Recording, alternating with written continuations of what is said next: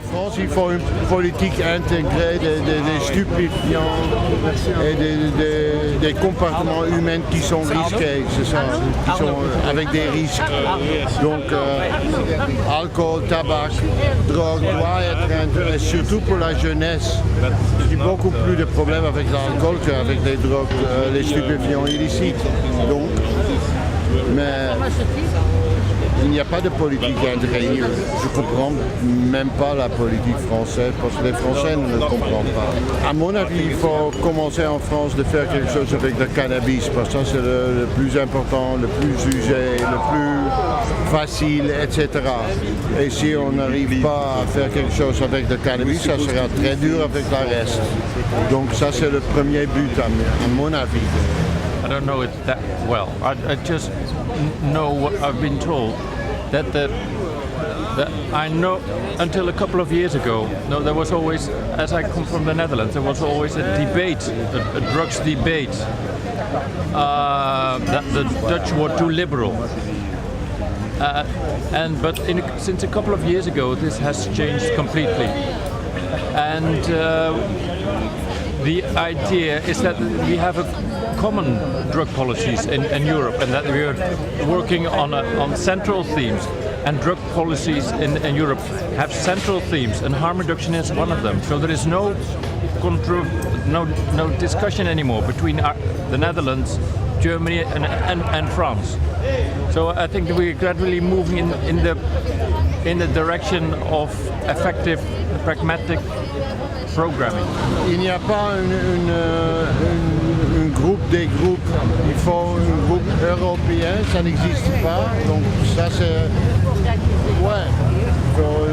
la fondation. Il y a bien des groupes organisés à des niveaux nationaux, mais il n'y a pas dans chaque pays, mais il n'y a pas de groupe européen. Et comme il y a une Europe unie, c'est pas plus que logique qu'il y a un groupe européen aussi de tous ces petits groupes nationaux de groupes d'addicts de drogue. Bien sûr, il y en a partout des murs. On en rencontre au niveau national, alors au niveau européen, bien sûr, on va les rencontrer aussi. Aujourd'hui, on a formé ce groupe européen des People Who Use Drugs. C'est aujourd'hui que ça a été lancé officiellement. C'est absolument magnifique. On a fondé une nouvelle organisation, un nouvel réseau européen. Et ça passe très bien. Maintenant, on parle d'un travail de mémoire, de se rappeler des gens qui sont plus là, mais qui ont été à l'initiative de cette lutte vitale, quoi. Et donc ça me donne quelque chose de très chaud comme sentiment, parce que je vois que c'est pas inutile et que c'est porté par même plusieurs générations, quoi. Je pense qu'on a eu des moments bien plus pessimistes, bien plus sombres, même parmi nous, parmi les militants. Aujourd'hui, je pars avec un sentiment chaleureux, quoi. Je sais pas comment l'exprimer, mais il y a des sentiments très doux qui sont au centre des militants. On est moins agressifs qu'on l'était. C'est pas qu'on a gagné une guerre, hein, mais en tout cas, il y a une fédération qui se fait, une unité qui n'est plus à construire comme c'était il y a 20 ans. Oui, ça m'a éclairé, ça a apporté des questionnements, ouais, des éléments de réflexion. Je sais pas si ça va changer ma pratique, hein. Ma pratique, elle est dans le quotidien, la tête dans le guidon, et il faudrait peut-être, oui. Étant donné que je suis infirmier, je suis un peu cantonné, surtout à temps réduit, du coup je suis un peu cantonné à simplement la distribution des substitutions aux opiacés.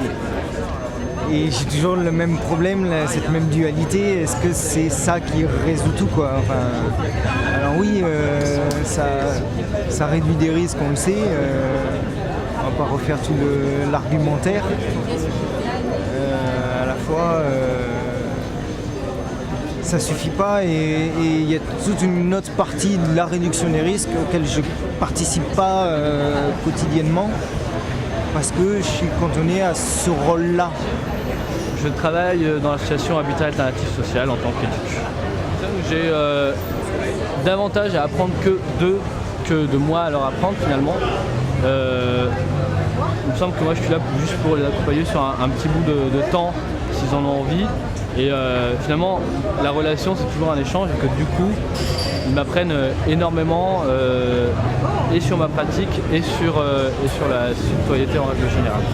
Une meilleure connaissance, une meilleure, plus de ce qu'on appelle la santé communautaire, c'est-à-dire plus d'implication des usagers. Je pense qu'ils ne se sentent pas impliqués justement dans ces choses-là.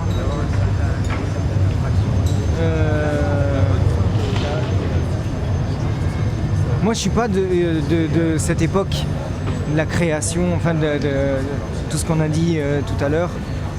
Cette époque où vraiment il y avait les consommateurs qui se mobilisaient pour créer des choses. Oui, c'est intéressant, mais replaçons l'usager au centre et surtout en France aujourd'hui, quelle perspective pour 2012?